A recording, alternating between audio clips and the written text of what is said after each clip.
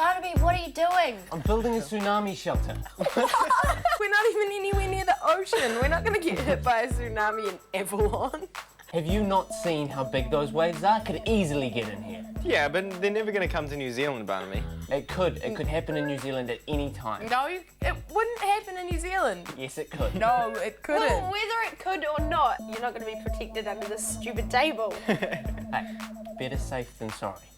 Hey, look, come on, Barnaby, you're being ridiculous. I know this guy who knows heaps about tsunamis. We'll go find out and put your fears at rest, all right? You've already ruined my shelter, so I guess we might as well.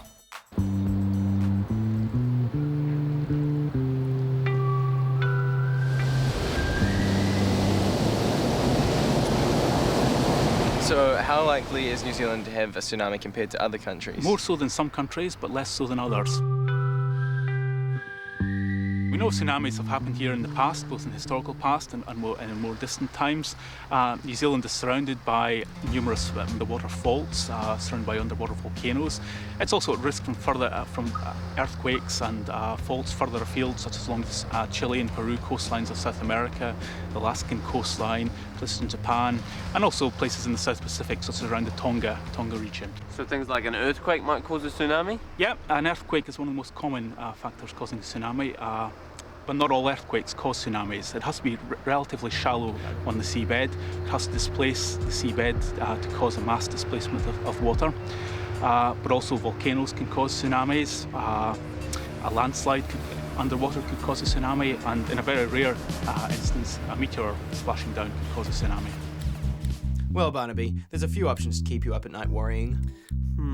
Hey, it's okay, Barnes. We're gonna arm you with knowledge and you'll lose the fear. So Doug, how big would the Boxing Day tsunami have been by the time it reached these shores? The Boxing Day tsunami was measured on about 15 tide gauges around the coast of New Zealand. It reached between about 10 to about 50 centimetres on those tide gauges. So that's about the level of your thigh. So around about there? Wow.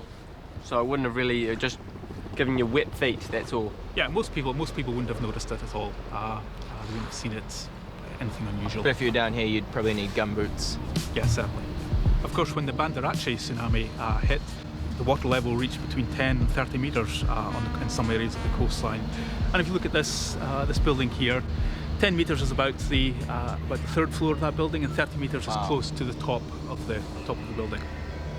Heck.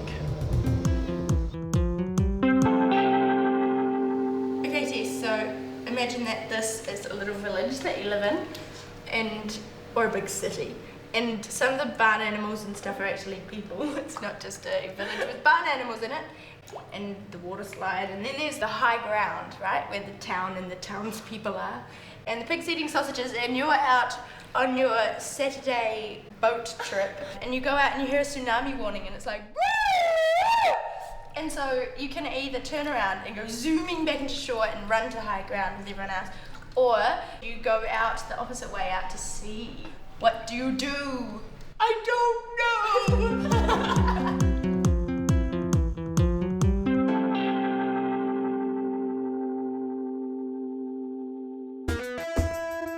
If an earthquake was to happen 100k out from the shoreline, how long would it take for the water to get here?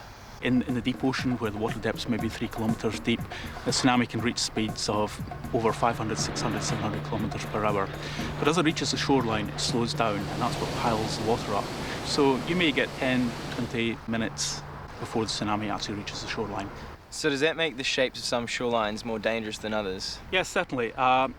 The tsunami wave, as it approaches the shoreline, gets affected by the shape of the underwater seabed.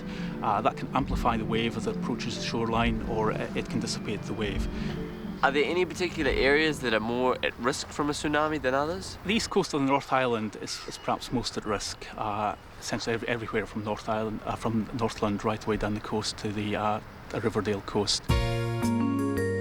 This is a 3D map of New Zealand and the surrounding underwater hills, valleys and volcanoes. It looks even better with these glasses. Groovy. On the South Island, places like the Kaikoura Canyon, where you have faults close into the shoreline, and also a landslip possibility due to sediment sitting at the top of the canyon, also create quite a high risk of tsunamis close into the shoreline, where you get very little warning time. This is a computer model of the landslip at the top of the Kaikoura Canyon. Now, the computer model takes the shape of the seabed and the shape of the surrounding land and realistically reproduces the landslip. Then takes a tsunami wave that results from that, brings it onto the shoreline, taking account of seabed effects on the tsunami wave, and then looks at how that tsunami wave runs up over the land and where the largest waves will occur, and also the velocities, the speed of the tsunami wave over the land. Right, so would it be possible to perhaps place strategic depth charges along the shorelines of our fine country to create what I refer to as an anti-tsunami, to meet the tsunami and negate its effects? I'd imagine that the energy wrapped up in a tsunami wave is much, much greater than you could release from, say, a nuclear explosion or from an explosion in that way. So it probably wouldn't have very much effect. All right.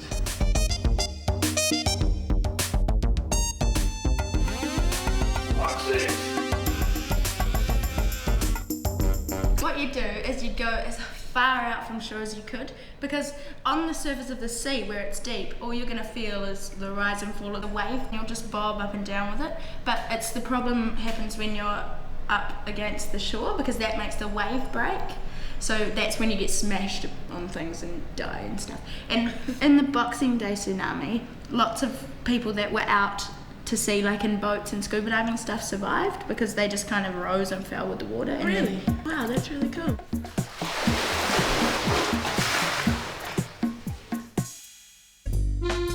So, what kind of warning systems do we have? The Pacific's quite fortunate in that it has a warning system set up in around 1960 after a very severe tsunami struck Hawaii. Now that can give us a warning for distant generated tsunamis. So the warning system in Hawaii would pick up that tsunami and give us about 12 hours warning. That would then come through to New Zealand's Civil Defence and Emergency Management here, who would disseminate the warning out to the regions or the areas of the coastline that are affected. Tsunamis that are closer in are much more difficult because you get much less warning time. Anything less than about 3 hours travel time for the tsunami, we're not going to get much warning. So that includes everything from around the Tonga region and closer inshore. So, how would we know if a tsunami was coming? Like, would there be siren sounding, or would there be public service announcements on TV? And what if you didn't have a TV or radio? There'll be public service announcements. There'll be sirens going off. There'll be radio broadcasts. There may even be the police going around with loud hailers warning people. And that's why public education is so important, so that when people hear these announcements, they know what to do. So a hermit living on an island somewhere would be stuffed? There's always going to be exceptions to the rule, and some people aren't going to hear it. If a tsunami was to hit us right here on this beach, what would we see? You would see a tsunami is not like a normal wave which curls and breaks as you see on the coastline. It's more like a torrent of water. So you'd see a wide strip of water coming towards you, and it would just keep on coming. Rather than breaking and running up the beach as a normal wave would do, it would come onto the beach and it would just kind of keep on going up the beach. And because the tsunami, it's not just a short wave, it's a very long wave period, sometimes kilometers in length. That wave just keeps on coming and coming and coming. What about the little girl who learned about tsunamis at school and saw the water sucking out, managed to warn everyone about that? Would that happen here? That's possible. One of the signs that a tsunami is approaching can be that the sea level drops rapidly, exposing fish and other things like that. Sometimes the sea will suck out, other times you get a rising of the water level. But certainly that is one of the signs that a tsunami is on its way, if you see the sea level dropping rapidly. One thing in the Bandarachi tsunami in Thailand, we know that elephants apparently sensed it coming and went inland to escape the danger. So other land-based animals seem to have gone inland and moved away from the danger zone. As a scientist, do you believe in the mystical sense that animals have which alerts them to a natural disaster that's about to occur? I'm sure there is some truth in it. Animals can sense such things, more to do with survival instinct. So yeah, I think there is probably something in it. Is there any way we could use animals to somehow predict these kind of events? Just I'm not an animal scientist, but I'm sure people are looking into it. Hey. Hey, Yo. how was it? Are you feeling okay? Are you still scared? Well, actually, the guy we talked to told us that New Zealand is one of the most volcanic countries in the world, and that is what causes tsunamis. One of the things. Really? So we could actually have a tsunami in New Zealand? Yeah, absolutely. I mean, but thankfully, after the Boxing Day tsunami, scientists all over the world have paid a lot of attention to putting warning systems in place, including in New Zealand. So we should be alright. Anyway, I've got my own warning system. I'm getting an elephant, and I'm going to ride him to the beach, and apparently they can sense when a tsunami's coming, so I'll be perfectly safe. That's so simple. Can I go ride him now? Yes, you can, but How it's gonna. expensive is that If you gonna chip be? in for the Is it elephant, legal? I'm sure it's illegal. $2,000 if you I'll chip in. Couple for of it. thousand. I well, think that's maybe an exaggeration. a couple of 10,000. Does it work for Yeah, I giraffes? think that's I don't know. under. I think But it's not even think about the legal. savings on petrol.